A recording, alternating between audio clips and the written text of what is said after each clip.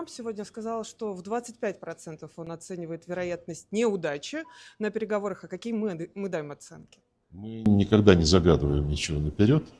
Мы знаем, что у нас есть аргумент, у нас есть позиция понятная, четкая. Мы будем ее излагать. Здесь уже немало сделано в ходе визитов Стивена Уиткофа. Президент об этом сказал.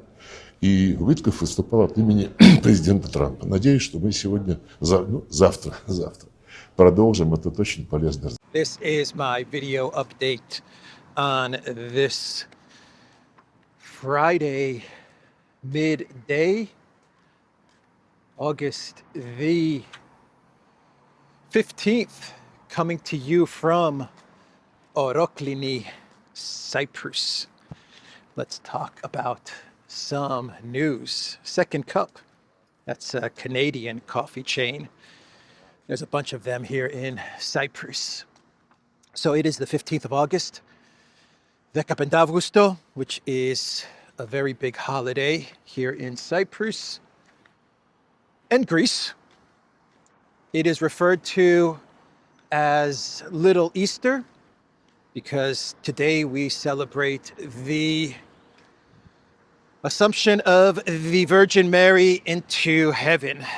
That is the holiday today, and everyone who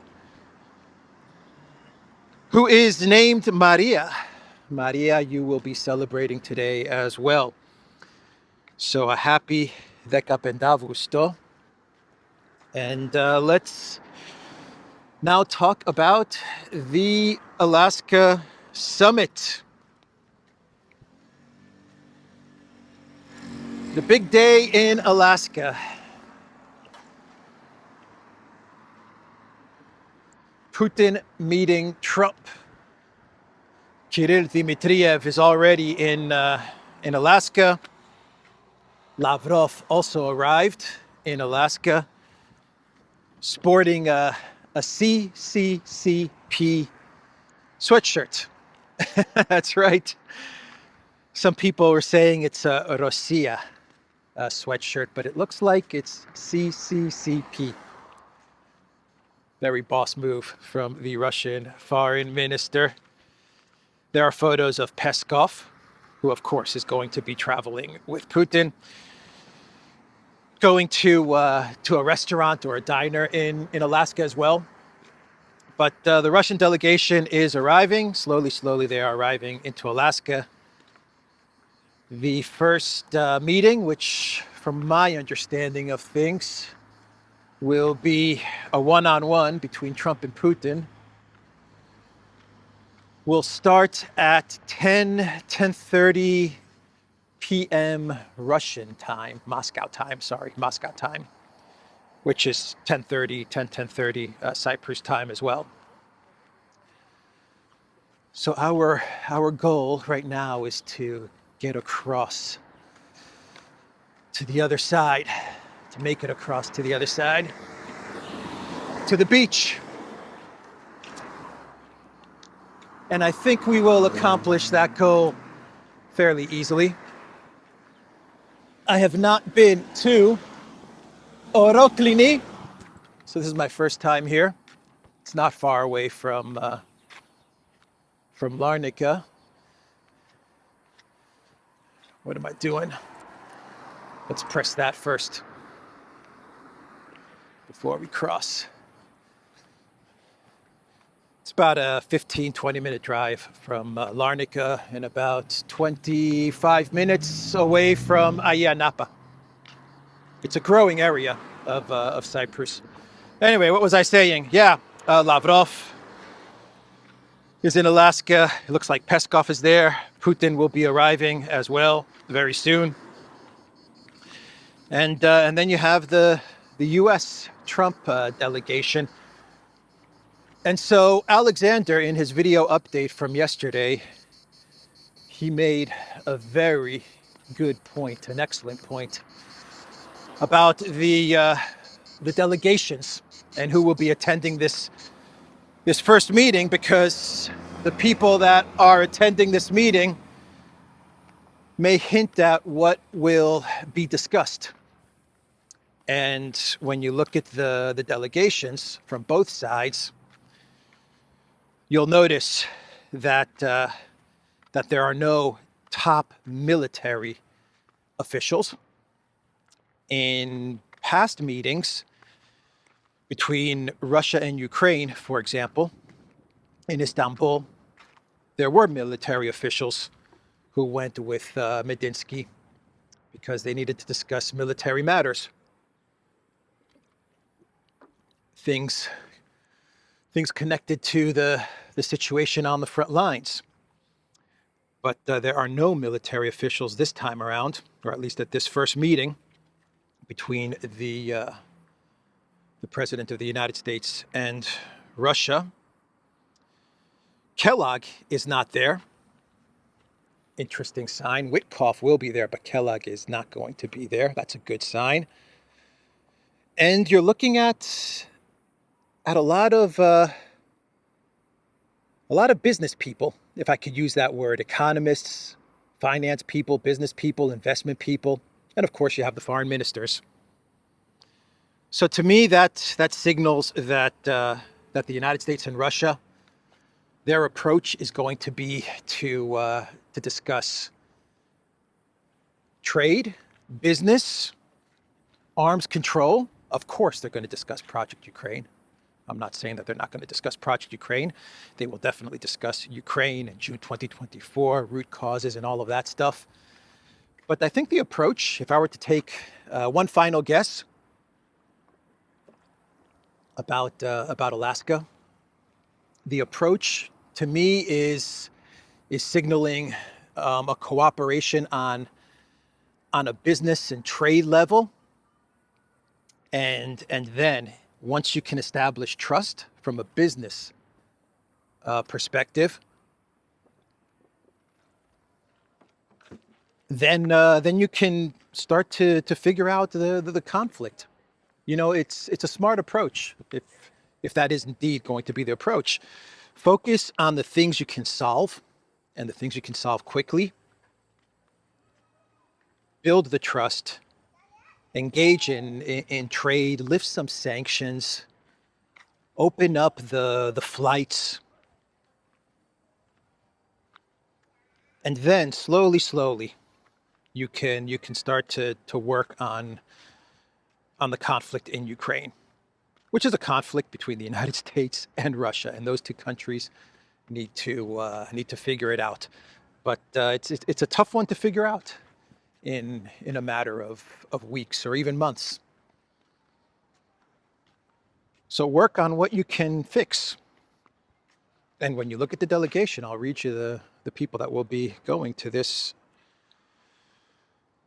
summit. It points to a delegation from both sides that is heavily focused on economics, finance, trade, etc. The U.S. delegation will be Trump, Vice President Vance, Secretary of State Rubio, Treasury Secretary Bessent, and Special Envoy Witkoff. The Russian delegation will be Putin, Foreign Minister Lavrov, Defense Minister Belousov, Finance Minister Siluanov, Representative for Investment Dmitriev, and the aide to President Putin, Ushakov.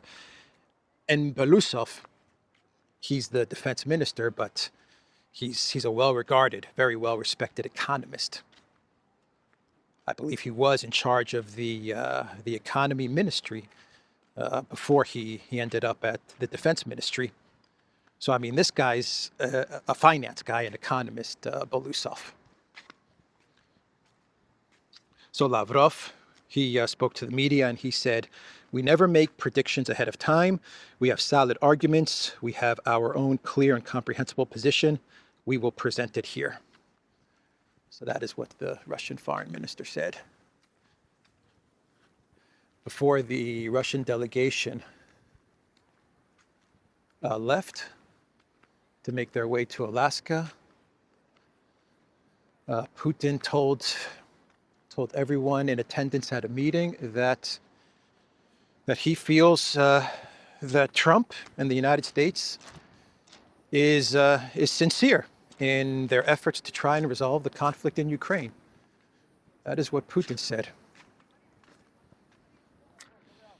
Trump, when he was asked about the outcome from Alaska, how he sees things, Trump told the media that he thinks there's a 25% chance that the summit will fail. I think he told this to Fox News, a 25% chance that the summit will fail. So if you do some Annalena Baerbock math, that means there's a 50% chance that the summit will succeed, right? 25%, 100 minus 25%, 25% chance that it will fail, 100 minus 25% divided by 360 degrees. Yeah, there's a 50% chance that the summit may actually succeed if you use some Annalena Baerbock math.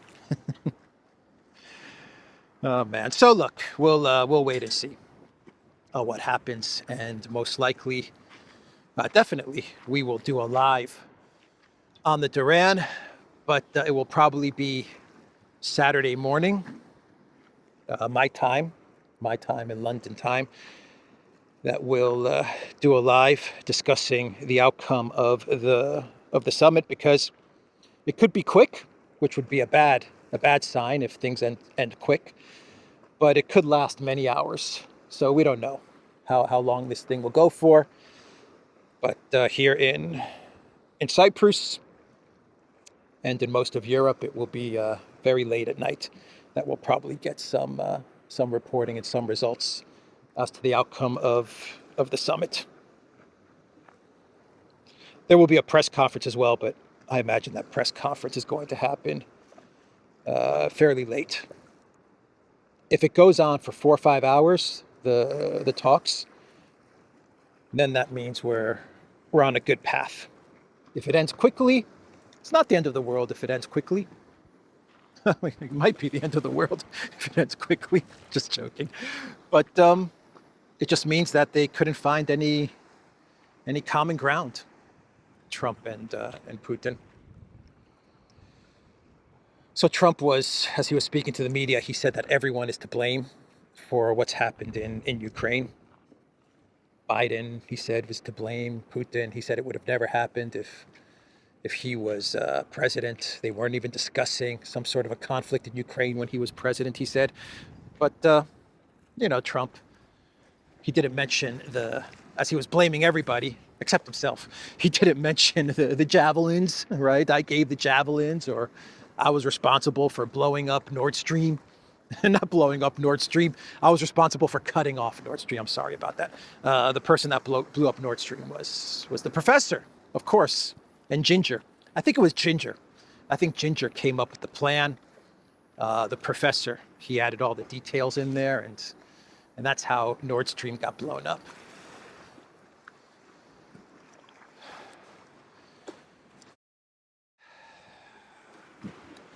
Ukraine decided the day before the big summit, the Ukraine military decided to launch one of the largest drone strikes into Russia. Michael Flynn, he posted on X, "Not good. The night before peace talks begin. Just dumb." And he was replying to a post which says, "Breaking: one of Ukraine's largest drone attacks now hits Russia." That's the European, NATO, Zelensky discussions and diplomacy results. All of those meetings and talks and video conferences and calling up Trump and the White House, what did they come up with? To launch a massive drone strike into Russia the day of the summit. And it's Putin that doesn't want peace. It's Putin that doesn't want peace, right? That's what they tell us. It's all Putin's fault. As they launch a massive drone strike into Russia. If they were smart, if the Europeans and Zelensky, if they were smart about it, and NATO, because NATO must have been behind it, and I'm sure the United States was also behind this drone strike. Hard to know if the Trump administration was behind it. Maybe. Maybe not. It's a big U.S. government. It's a big deep state. But still, if they were smart about it, they wouldn't have launched anything, right? Don't do anything. Let's wait till after the summit. That would be the smart play. But we're not dealing with smart people. So the Ukraine military, they also they're trying to send Azov National Guard reinforcements into Pokrovsk. And the problem that they're having is that these reinforcements, and from my understanding of things, we're talking about 10 to 15,000, if that, more like 10,000 National Guard Azov guys who are being sent to Pokrovsk to try and stabilize the situation. The problems that they're having is that they're not able to organize, because as they near Pokrovsk, the region of Pokrovsk, the Russian military is hitting them with drones. And they're completely annihilating the Azov guys' equipment, and they're not giving them any time and space to effectively organize so they can effectively stabilize the catastrophe that is unfolding in Donetsk.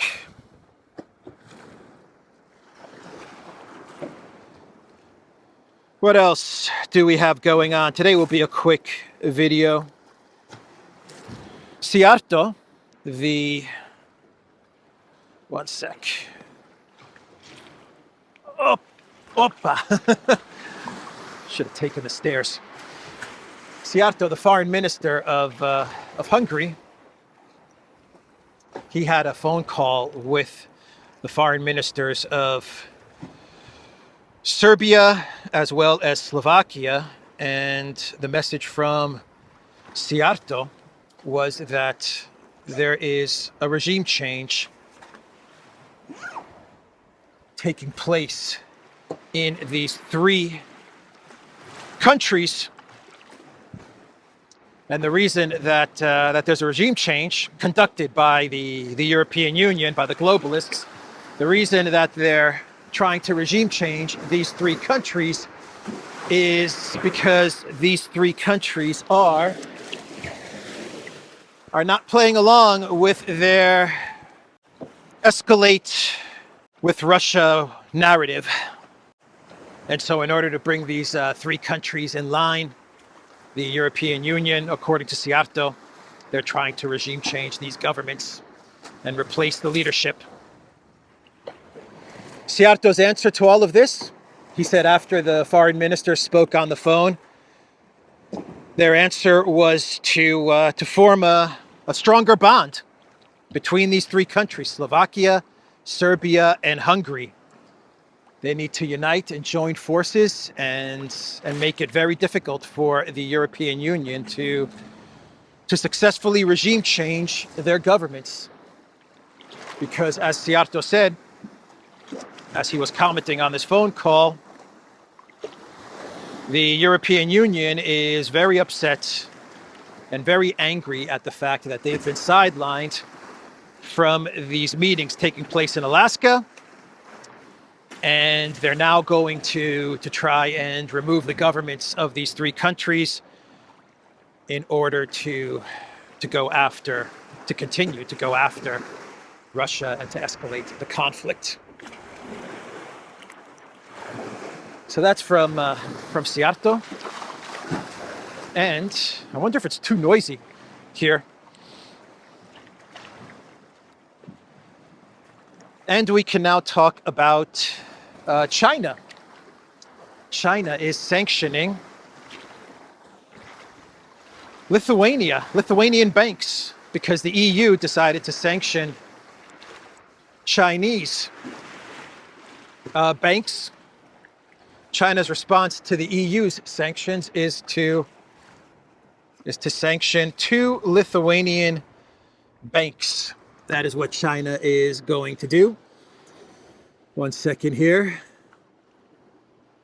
China hits back at EU over Russia sanctions. Beijing has sanctioned 2 Lithuanian banks, fulfilling a promise to retaliate after the bloc targeted Chinese lenders over the Ukraine conflict. According to A statement released by the Chinese Ministry of Commerce on Wednesday, Beijing has included Lithuania-based UAB Urbo and AB Mano in its countermeasure list, immediately banning Chinese organizations and individuals from transactions, cooperation, and other activities with them. Is it Lithuania? Is it Lithuania or Latvia? Or is it both? That recognized Taiwan. I think it's one of these Baltic countries that has recognized Taiwan, and you even have an embassy in one of these countries. It might be Lithuania.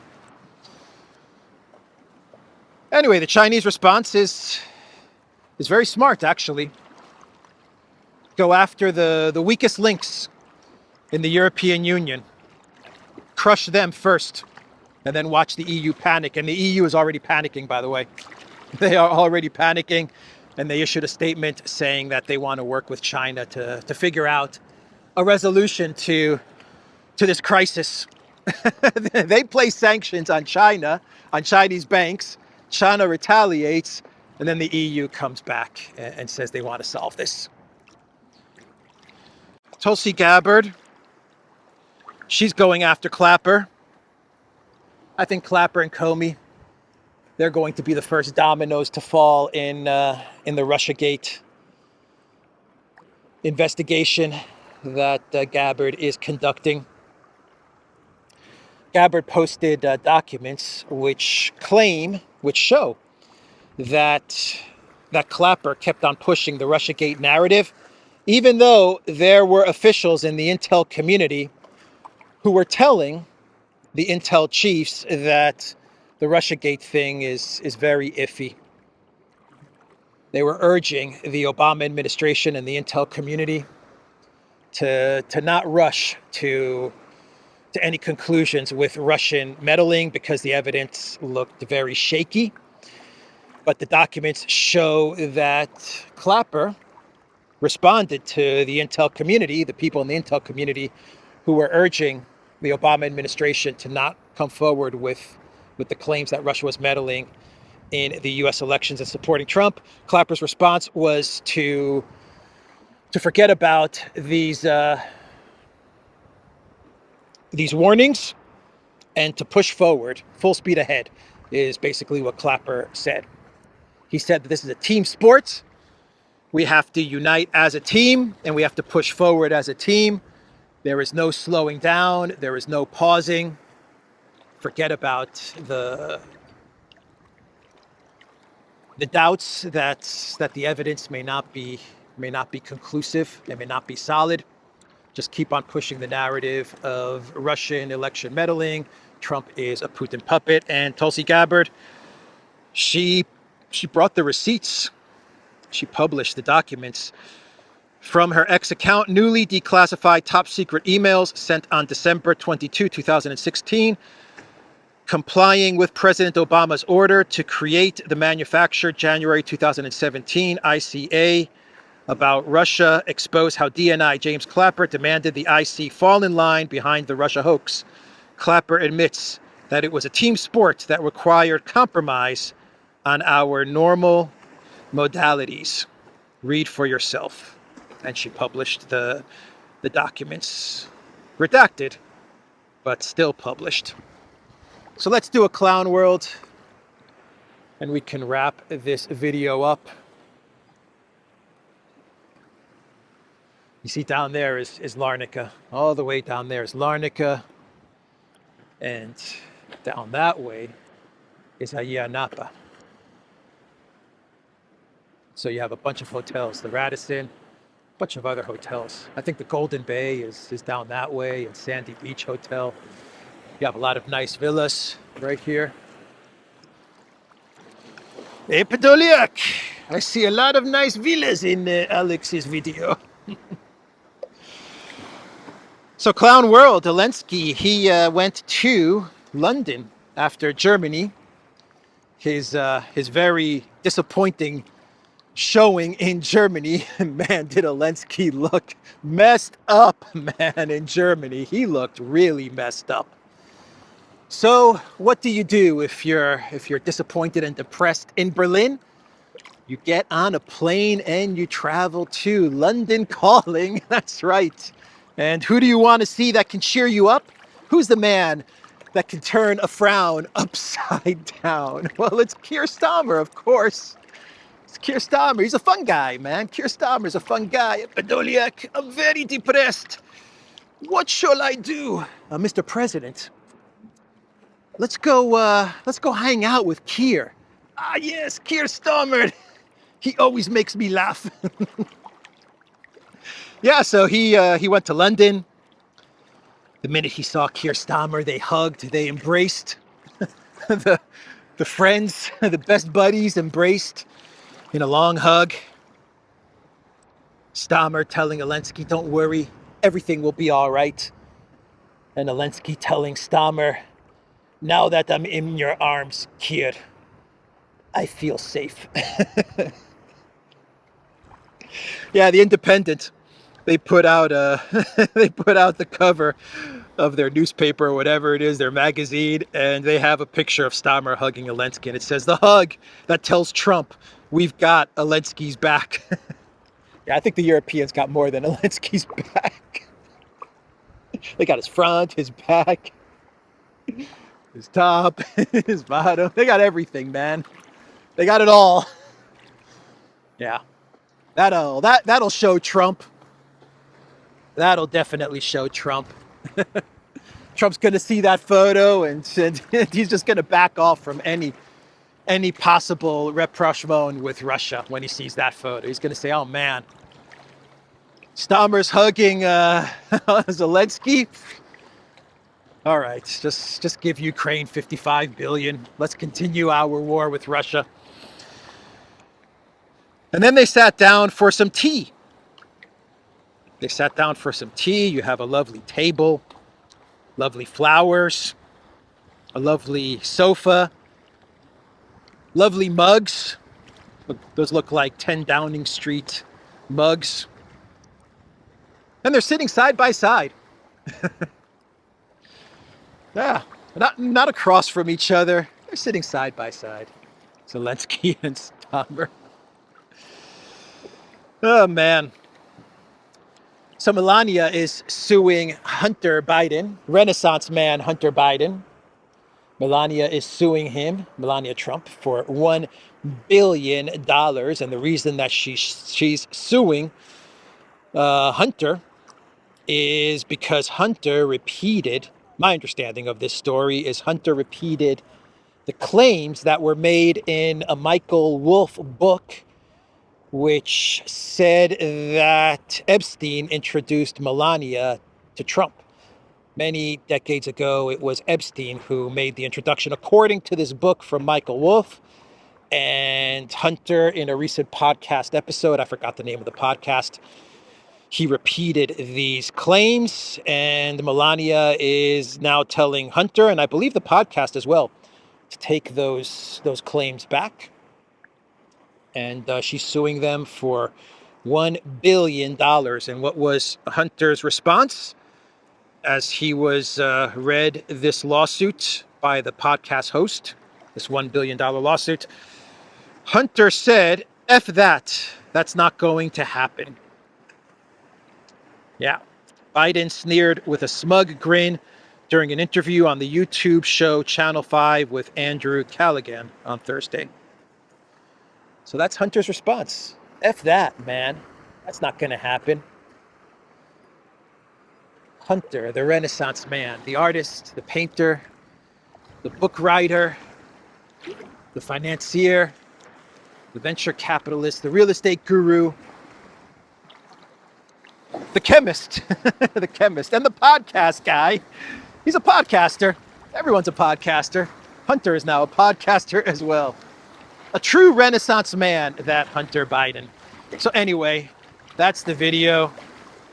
I'm going to end it there. theduran.locals.com. We are on Rumble, Odyssey, Telegram, X, and other places. We're all over the place, and Rumble and BitChute. Check out the Duran shop. Pick up some merch like what I'm wearing in my video update. There's a 30%, a 15 to 30% coupon that is now running on the Duran store. So check that out. And I will see everybody tomorrow when we get the results, the outcome of the big Alaska summit. Take care.